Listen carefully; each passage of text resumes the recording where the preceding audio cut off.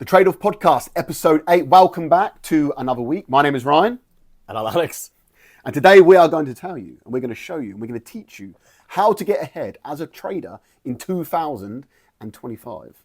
Now, this video isn't going to be like any other video you've seen about trading on YouTube or somewhere else on social media. No cookie cutter bullshit. We are going to combine both of our wisdom of trading that we have learned over our extensive years of being traders and our extensive research and development of trading technology, and we're going to put it all into this video, and we are going to teach you what is the best way to get ahead as a trader in 2025. Yeah, and I think it's important to say what we're going to teach you will effectively eliminate the learning curve, which is what everyone's looking for, right?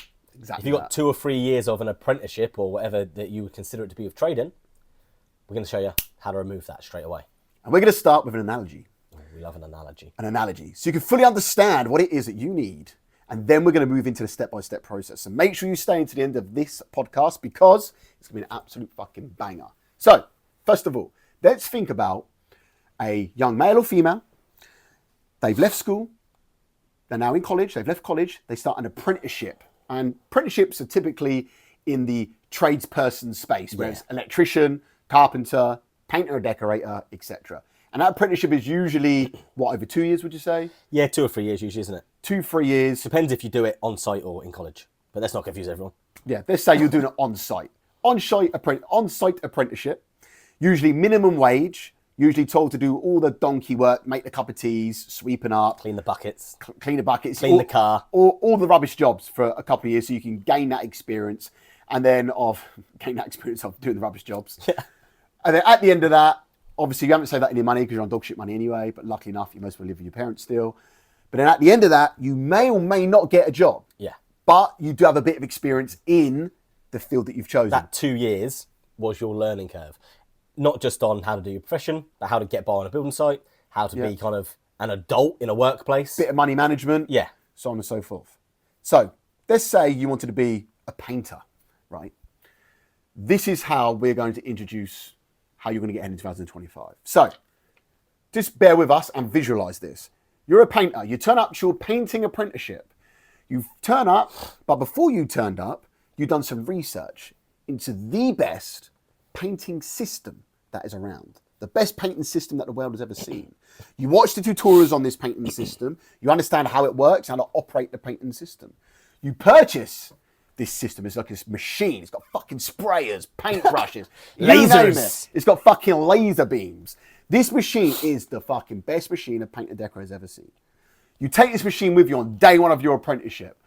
There's a man there, 30 years experience. He says, what the hell is that? You say, well, this machine can paint a room 100 times quicker, 100 times more accurate, and more effective than any human could ever paint a room. This machine has scanned millions of walls. If a wall's a little bit rough, it knows to prepare it properly, and then it will paint the wall. It knows how to cut in with precision because it's got those lasers. It's got everything to how to beat a human at painting this room. And what's better, sir, I don't need to be in this room. I can set the machine up, operate it and program it, done.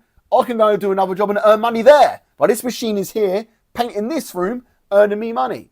The man with 30 years experience says, no, nothing's going to beat me. I'm the best at cutting in painting. I'm the best painter and decorator around. Stuck in his ways, which most people are. Yeah. Remember, it's hard to form what? New habits. This guy's stuck in his ways. That's why he's been painting decorating for 30 years. God bless him. On the same day rate, not expanding, not growing. However, not just that, also, with anything, with any trade, techniques change, methods change. So when that method or technique changes, he's going to have to change to go along with that. That might take him 20, 30 jobs to become accustomed to using the new materials, new paint. But it'll pay him more long term. Yeah, pay him more long term. But the machine, if something changes within the circumstances of your job, push a button, boom. It can scan and figure out hundreds of examples of the new method, learn that in a couple of minutes and go, right, I know how to do that now. And you can go on. Boom, There's done. no learning process if things change, which means it's fully future-proof. Fully future-proof. So this machine, the guy goes in, first day of his apprenticeship. He hasn't had to make any cup of teas, clean out any buckets, clean out any paintbrushes or do any sweeping up. He's gone in, programmed the machine, looked at the wall, pressed the button, go, walked out of the room, left it. Comes back an hour later, the room's completely done. Now, he's not happy with one of the walls. One of that walls could be a bit better. Tap, tap, tap on the machine, walks out the room, comes back, wall's done to perfection. Exactly how he wanted it to be. So, who is now going to get the most work? Who's going to get the most jobs? Who is going to be the most efficient? The man with the 30 years experience or the apprentice on day one who has this ultimate software which can beat any human? Now, don't forget, he can't even lift up a paintbrush. He doesn't know what to do with a paintbrush because he never even tried painting before. All he did was read a book. He read a book, watched some tutorials, and he's become a master at programming the software that can do the job. Yes. Who's better? Who's going to make the most money? The one leveraging technology. Exactly. So when you go to a house now and say, "Hi, I'm a painter decorator. You want me to paint your room?" Yes, no problem.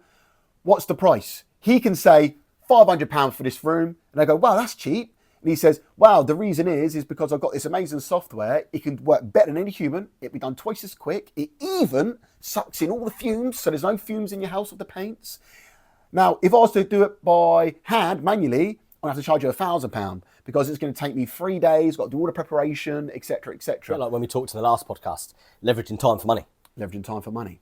So now, is that person going to say to you, "Blimey, yeah, I want you to do it by hand because that's the traditional method"? Or are they going to say, "Use this fantastic machine. Half the price for me. You're going to get done 100 times quicker. It's going to be 100 times better." Why would they not choose that? So you see why technology is important. Yeah. Now, there's definitely an argument here that, yeah, wow, the one with 30 years experience, he most probably is a better painter. Yeah, he is a better painter. Well done. But guess what? The one with 1 day experience is a much better machine operator that can get the job done better than the guy with 30 years experience. Exactly. Now, this takes us into trading. To step one of the master plan. Of the master blueprint of how you're going to get ahead of trading in 2025. Now, step one is... leveraging technology. Of course, leveraging technology. Now, just like the painter, on day one, he didn't know how to paint, just like some people don't know how to trade, and that's fine. But we have software called Next Gen, which is a bit like a game. So if you've ever played a game before, you play a bit of FIFA, a bit of, is it Call of Duty? COD? I'm not much of a gamer. But... Football Manager. Football Manager. If you could play computer games, right, or you've ever played a game before in your life, that's exactly what our software is like. It's just like a game. All you've got to do is learn how to program the software, and then it will take the trading off of your hands, just like the painting machine. And then what that will do, it will start to analyze the markets for you. It's analyzed millions and millions of data points. Yeah. That's what the software does. And we've got hundreds of people using the software. Hundreds. With great, great success. What I'm going to do is, in this video, I'm going to pop around the screen all different examples of people that have created their own strategy.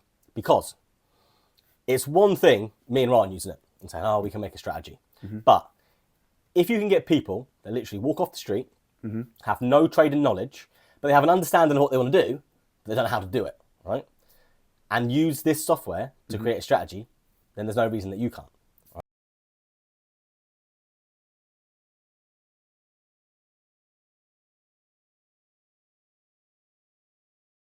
Right?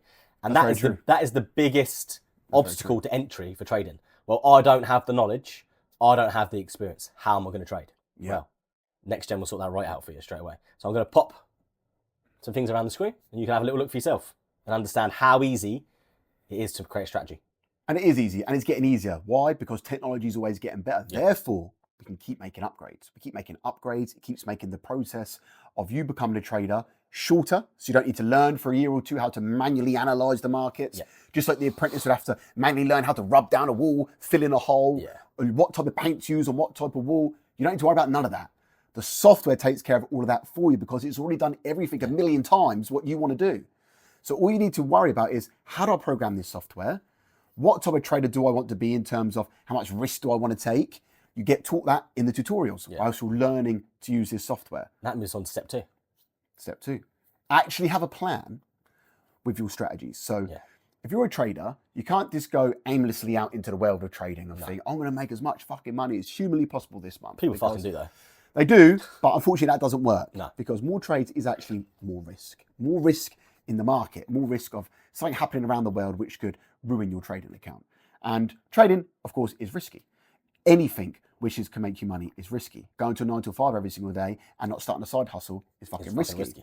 Because if you just try to even save up £1,000 a month from your 9 to 5, which most people most probably can't do because you've got bills to pay. But even if you did, that would take you nearly 85 years to save up $1 million or £1 million, right? Yeah. 85 years of putting £1,000 a month away. You cannot do that. And with inflation as well. And then with inflation, that's probably going to be worth eating away at 250k anyway in 85 years. So. Yeah, you can't put all that in an ISA with their shit rates. So you need to be starting something else on the side. Yeah. So step 2, have a plan and understand what kind of trader you want to be. Exactly that, and how much percentage-wise you would actually like to make every single month. And most people say, well, I want to make as much as possible. That's absolutely fine. Yeah. But by trying to make absolutely as much as possible, let's say you want to try and make 20% a month every single month consistently, right? If you've done that, you'll be one of the best traders the world's ever seen. Because obviously there's risk that comes with that. Hang on. There's people all over Instagram that do that a day, mate. Yeah. Those Instagram gurus, they are the best ones. Yeah, they are. Especially the ones that live at home with their mums and dads and drive courses. They are the fucking ones. So if you want to make big percentages every single month, that's okay. But you need to realise what comes with making big percentages every single month. And that's risk. And that's something that a lot of people don't actually take into account. Because when you think about trading, each strategy that you're going to design is going to have different parameters and different risks associated to it. Mm-hmm. So if you're someone that one little thing in their life goes wrong, and they lose their head, they can't handle it, they get all stressed, you are absolutely not going to be wanting to build a high frequency, lower time frame trading strategy. No. Something that's trading all day, every day. Be very stressed. Very risky. You know, it's making 1%, losing 1%, making 1%, making 1%, losing 1%. Even if it has a very good strike rate, you're still going to regularly be seeing losses. And some people can't handle that. No, right? They can't handle it.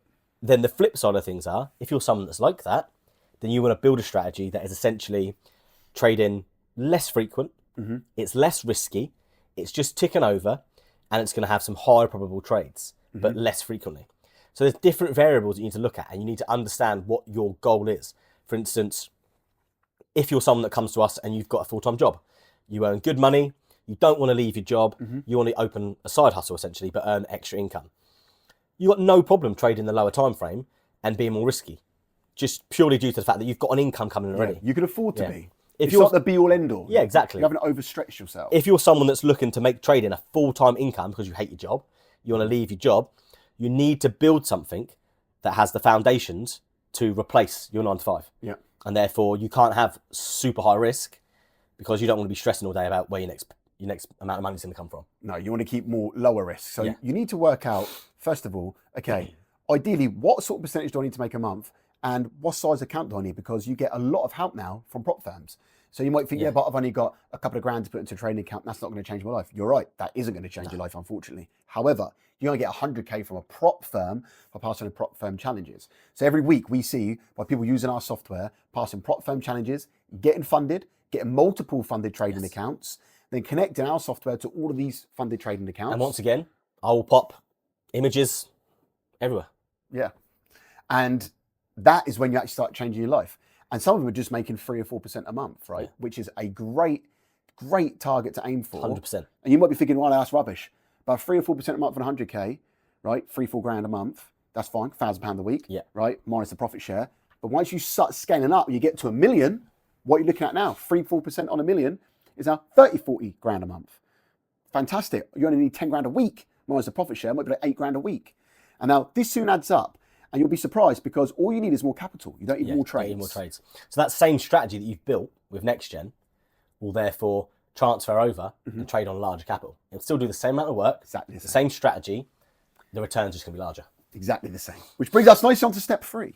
Now, this is a common mistake that many traders make. And this is why they go around in that perpetual circle of doom, not making any progress whatsoever. The cycle of doom. What do they do, Alex? They have 2 losses. And they go, oh, strategy's not working. I'll change it. My strategy. Yeah. Even though they've created a strategy, let's say, for instance, if you have a strategy that has 4% drawdown, there's nothing wrong with that. But you need to understand that means that you're likely at some point to lose 4 trades in a row. So therefore, if you lose 4 trades in a row, what do the odds say, Ryan? The odds say you're a winner. Exactly. So why are you going to change your strategy? So they have 2 or 3 losses or even 4 losses. They cut the strategy. They start building a new one. Lo and behold, the strategy they had running last week, that was perfectly fine. They just bottled it. Starts making money. They go, oh no, now it's making money. And they end up in the cycle of doom. And then they go back to that strategy and they catch the losses. Why? Because they missed all the winners. Exactly. You're better off sticking with a strategy that you know works, that you've worked on, you can see the data, you know it's going to 100%. play out. Because guess what? A trader's edge only plays out over a certain amount of trades. Yes. So if you tested over, say, 60 trades, for example, over the last 6 months, right? And you say, okay, this strategy looks good. Then after 5 trades, let's say you may have lost 2 or 1 free. You go, actually, this isn't as good as I thought. But you tested it over 60 trades. Yes. So you're not running it for 60 trades. Because that's where the edge plays out. Edge plays out over time and over trade frequency. So a lot of traders, they get a few losses, they get disheartened, and they go and try and find a new strategy. Don't do that. You're going to be doing that forever. Yeah. And in a year's time, you look back and say, why didn't I just stick with that first strategy? You need to be consistent with what you're doing. Otherwise, you'll be chasing your tail forever. You'll never make any real money. And that moves us on to step 4. The last and final step. The good thing about our software is that you can be very, very smart with it. You can diversify and you can trade on pretty much any symbol.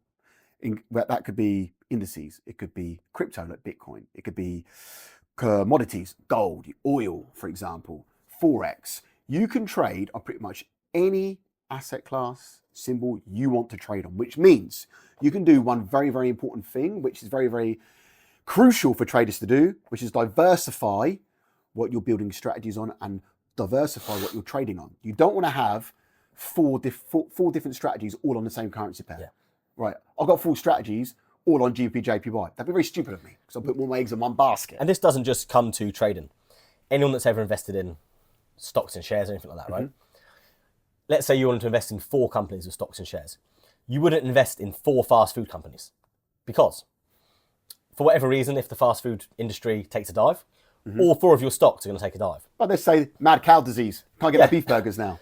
And then, or, That's it, you're done. Or for instance, you wouldn't invest in, let's say, hotels. So you wouldn't invest in like the Hilton or Airbnb and those companies. And then look what happened in COVID. No one could leave their house and stay in hotels. Everything dropped. So to diversify, you might pick 1 fast food, 1 drinks company, 1 hotel, 1 hotel, 1 entertainment company, right? For whatever reason, the drinks company, the hotel, and the fast food company during COVID, they dropped. But guess what the entertainment companies did? Soared, because everyone was sat at home watching TV. You've got to diversify.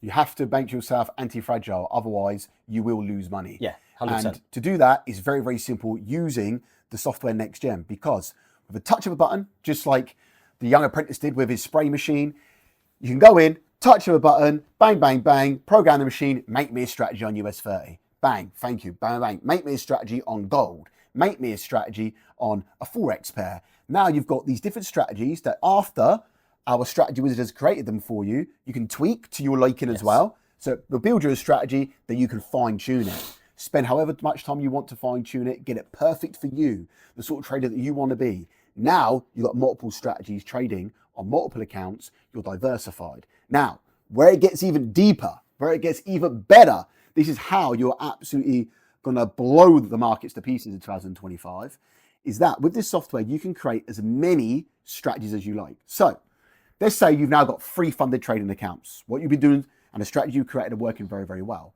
Now, you don't want to trade your different strategies that you've built. Great, you're diversified now. You don't want to trade those exact same strategies on all 3 accounts. So guess what you can do? You can trade this selection of strategies on that account, create a whole new selection of strategies for this account, create another whole new selection of strategies for this account. So you're completely diversified. You've got 3 $200,000 funded trading accounts, all trading completely different strategies. The ultimate diversification.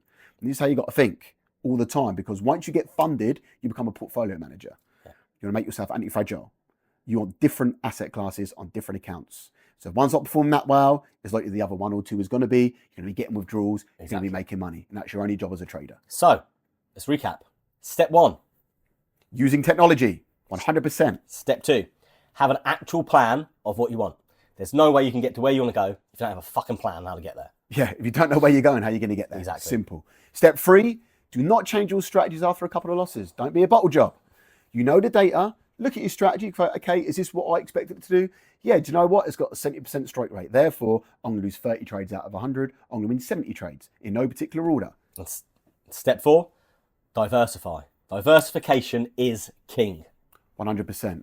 If you don't do that, you're going to put all your eggs in one basket, and you're likely at some point, the probabilities do say you're likely going to fail. Why? Because you put all your eggs in one basket, eventually that basket's going to drop, all your eggs are going to break. Thanks for tuning in as normal, guys. Make sure to leave a comment below. Give us some topics you'd like us to talk about on future podcasts and any suggestions, and we'll take them on board. We'll catch you next week. See you later.